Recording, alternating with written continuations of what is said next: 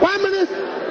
Let me tell you, if any of them is here, let me tell you, if they were here, they will succeed. Quote me anywhere.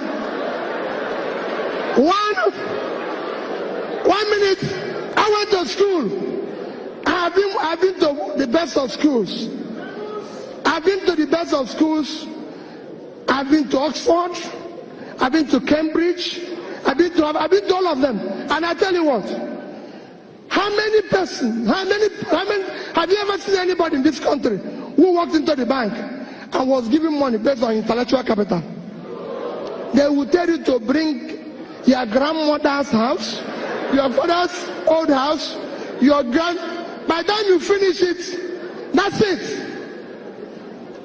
Bill Gates was given $1 million. Go and read the history of Microsoft by a bank for a young boy who was in a garage. Steve Jobs and his friend Wozniak was given $2 million. Who would have given them that type of money here? Nobody. Let me tell you, Steve Jobs went and brought John Scully. John Scully was the CEO of Pepsi. Steve Jobs sent him a text and continued to send him a text. Do you want to continue selling sugared water, or do you want to be part of changing the world? One day, John Scully got up and said to Pepsi, where is President and CEO? I'm leaving this company. I want to go and join these small boys in a garage. Which person will do it here? His people will say that they don't do a medicine. No. Nobody will do it. That's what we have. The government will not support you. You do anything here, the government will not patronize you. They will not patronize the white man. They will not do it. So there's so many things we take against. That is where a journalist had to say, let us take it back. Let nobody tell you there's not enough money. No. Tell me what a governor in Nigeria needs a dispatch rider for. What for? If I tell you how we stop fuel, we used to have a fuel dump when I was governor. Fuel dump.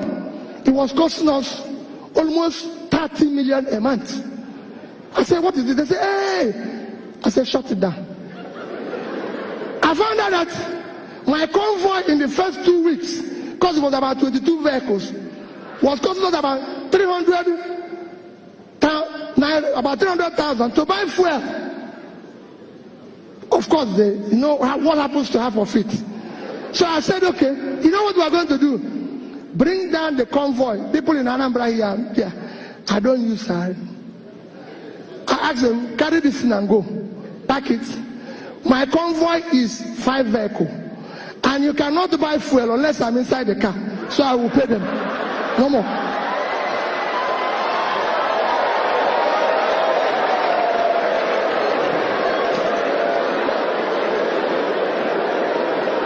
People will say, hey, wait a minute. I'm telling the youths that are here, it is your future that they are toying with. I have children, I have kids. I have 2 lovely children that are graduates. Somebody told me yesterday, just yesterday, he said to me, my friend Chida, we were going somewhere, and I was telling him about the text my daughter sent to me. I wish I read that type of text to you and you will understand.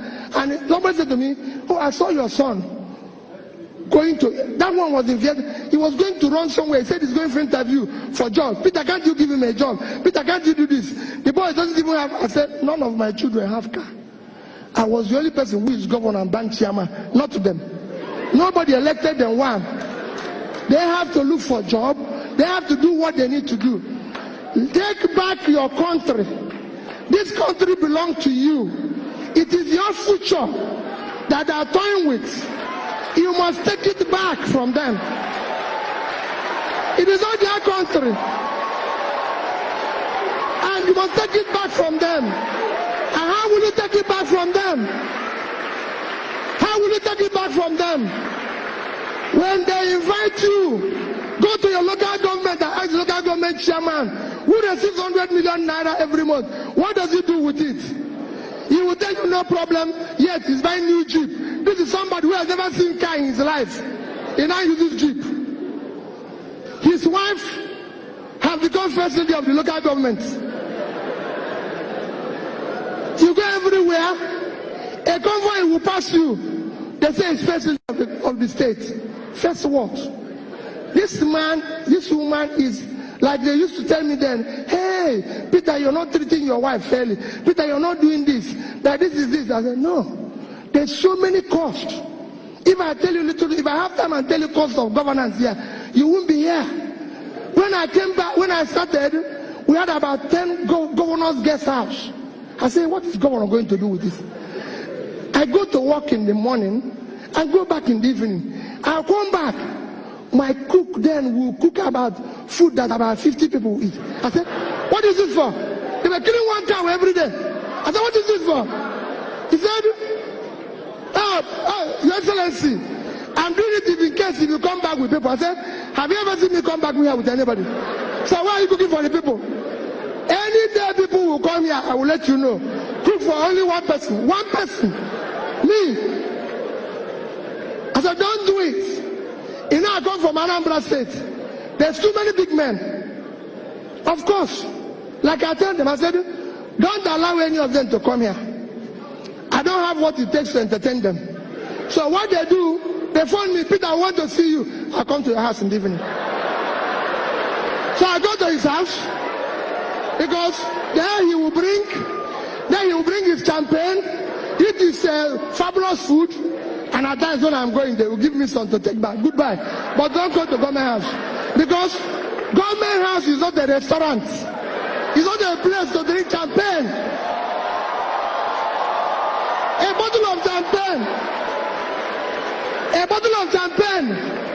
A bottle of champagne today costs about 400,000, 500,000. That is salary of 20 people at 20,000. And you drink it with the public money. No, you can't do that. It should be, if you want to do that, you go to your house. So I said to them, no, this is government money. We brought down the cost of feeding governor. If I tell you where I brought it down from, to this, I say, this will be enough. Don't worry about me. And I can go on and on. You can go and work with people. It's not anything. It's not any magic. I fly, every flight I've taken in Nigeria as a governor was economy. The reason is simple. If I come and say business class, 54,000. Another one, you go to internet, is 19,000. Is it not just from Abuja to this for 40 minutes? Why will I pay additional 30? I said no. I went to Young Shagura and said, your hotel in Abuja, can you give me this guy? He gave me 50%. So to sleep there is 30,000 naira. And I said, no, these things, that is what people want me to go to another bigger hotel and stay for 250,000 naira. And people say, oh, Peter, is it? I said, well, I have a problem. If I sleep there and pay somebody 250, I will be awake. I wouldn't even sleep. Because I think they've stolen my money.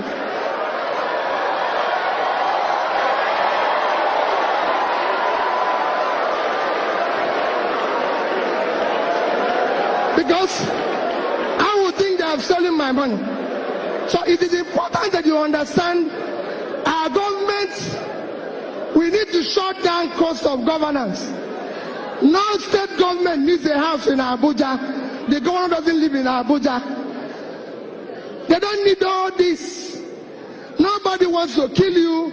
I was governor for 8 years without bulletproof car. I must tell you that I bought one. But I didn't use it, and nobody killed me. I was using Prado. They will say, hey, it's not balance, it's not this. Another thing they keep telling me, that government vehicles, because of the high traffic, is every 6 months. I said, wait, if you remove this car from here, because you know what they do? They take it into auction and say, I said, no, this car is here for the term. We will use it. It's functional. What do people think you're doing to yourself? We must shut down. And people say, where did you get money? To say, where did you get money? We got those monies. We were owing gratuities and pension of people for 35 billion.